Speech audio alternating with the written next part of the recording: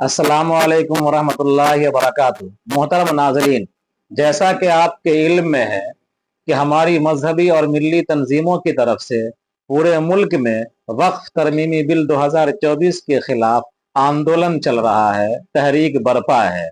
इस सिलसिले में चंद दिनों पहले की बात है कि दिल्ली के जंतर मंतर पर मुल्क की तमाम मिली और मजहबी तंजीमों की तरफ से आज़िमुश्शान एहतजाजी मुजाहरे का इनेकाद अमल में आया था और उसी सिलसिले की कड़ी के तौर पर गुज़श्ता दिनों पटना के गर्दनी बाग के इलाके में अजीमुश्शान एहतजाजी मुजाहरे का इनेकाद भी अमल में आया था।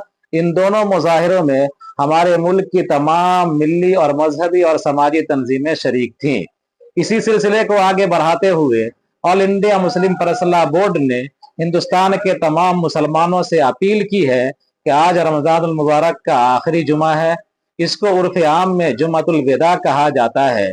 अपील ये की गई है कि आज जब हिंदुस्तान के मुसलमान अपने घरों से मस्जिद के लिए निकलेंगे नमाज पढ़ने के लिए, जुमा की नमाज के लिए, तो अपने बाजू में काली पट्टी बांध लेंगे ताकि ये काली पट्टी एक अलामत हो हमारे खामोश एहतजाज का और दुनिया को ये पैगाम जाए कि 20-25 करोड़ मुसलमान जो हिंदुस्तान के बाशिंदे हैं, हिंदुस्तान के शहरी हैं, वो तमाम मुसलमान इस बिल के खिलाफ हैं।